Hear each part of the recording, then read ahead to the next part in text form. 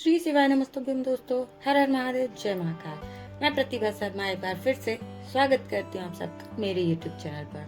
दोस्तों, नवरात्रि के 9 दिन यानी कि देवी के दिन जितना आप देवी को प्रसन्न करना चाहें, जितना आप उनके लिए पूजा ध्यान करेंगे, उतना आपको आशीर्वाद माँ का प्राप्त होगा। परंतु दोस्तों, आज के वीडियो में मैं कुछ छोटे से उपाय लेकर आई हूँ जो कि बहुत ही स्पेशल उपाय होने वाले हैं आप सबके लिए। बहुत ही सरल, बहुत ही आसान से उपाय है और पूज्य गुरु जी ने बहुत सारी कथा में ये बताया है। पूज्य गुरु जी की कथा को सुनकर वीडियो के माध्यम से अपने शब्दों में मैं कुछ जानकारी आपके साथ लेकर आई हूँ। उम्मीद करती हूँ कि आपके लिए फायदेमंद होगी, तो वीडियो को बिना स्किप किए पूरा जरूर देखिएगा। चलिए बात कर लेते हैं इस वीडियो में कौन कौन से उपाय हम यहाँ पर करने वाले हैं।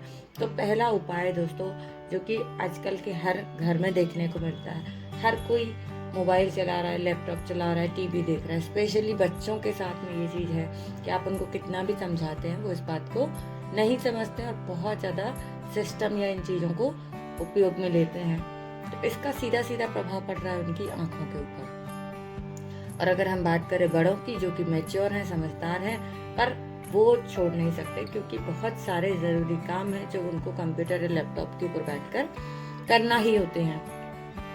बट हाँ, कुछ चीज़ें हैं तो आप इनको कम कर सकते हैं दोस्तों। तो अगर आप भी बहुत ज़्यादा टाइम कंप्यूटर लैपटॉप पर बैठकर काम करते हैं और आपकी आँखों की रोशनी पर फर्क आ रहा है, जी हाँ, अगर आपकी आंखों की रोशनी में कुछ अंतर नजर आ रहा है, आपको चश्मा लग गया है या आपको बहुत सालों से चश्मा लगा हुआ है, आपको आंखों में कोई दिक्कत हो रही है, माइग्रेन जैसी कोई समस्या हो रही है, तो दोस्तों ये वीडियो में जो उपाय है ये सिर्फ आपके लिए ही है।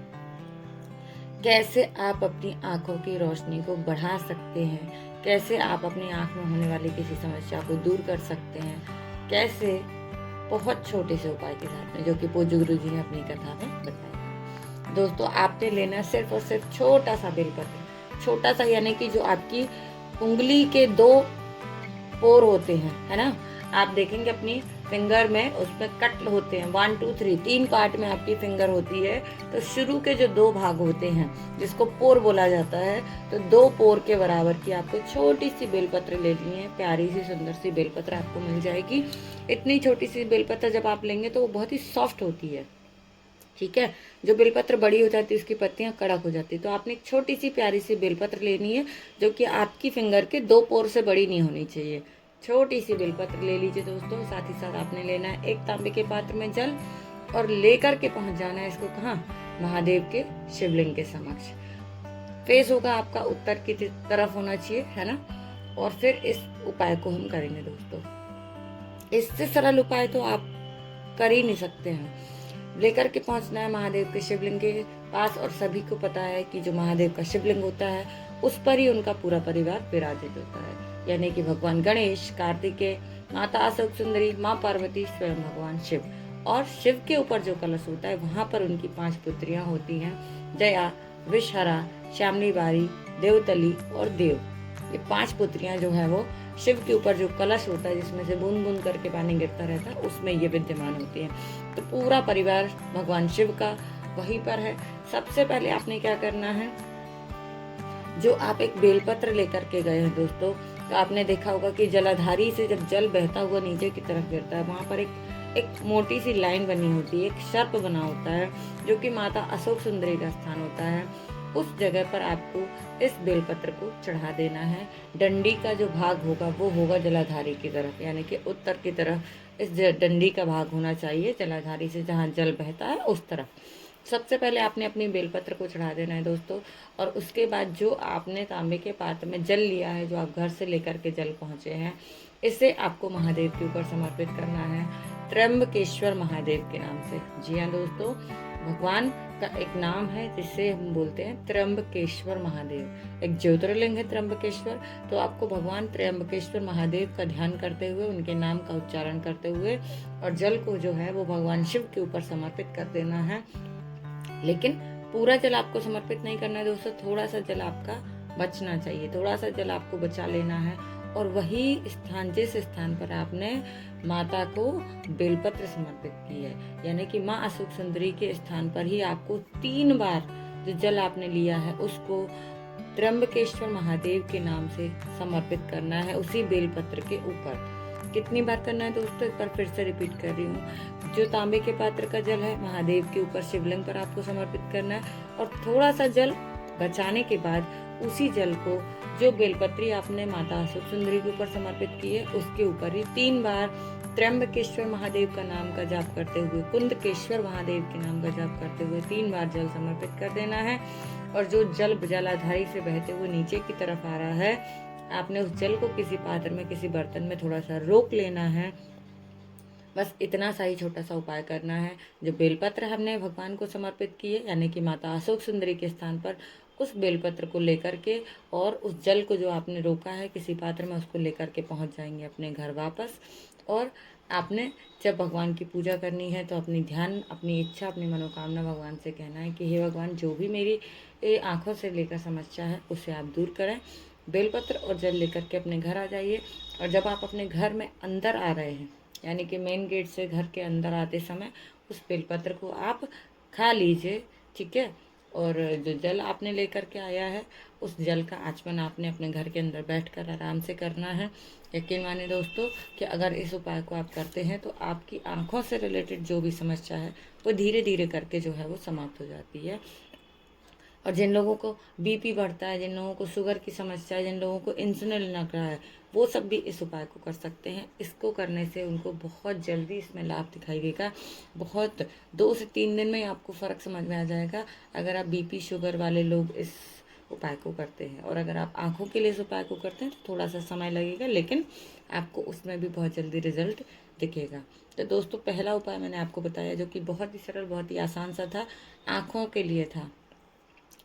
चलिए दोस्तों बात कर लेते हैं अब हम इस वीडियो में अपने दूसरे उपाय की, जो कि आपको हल्दी और कुमकुम से करना है। थोड़ा सा लेना है हल्दी, थोड़ी सी लेनी है आपको कुमकुम, और इससे ही हम इस उपाय को करने वाले हैं जो कि आपकी इच्छा मनोकामना पूर्ति के लिए है। विशेष उपाय आपने करना क्या, बस ये ध्यान रखिएगा, समय का इसमें बहुत विशेष महत्व है। तो जो हमारी शरद पूर्णिमा होती है, शरद पूर्णिमा से लेकर के कार्तिक पूर्णिमा के बीच में आप इस उपाय को कर सकते हैं। इसके अलावा आपको इस उपाय को नहीं करना है।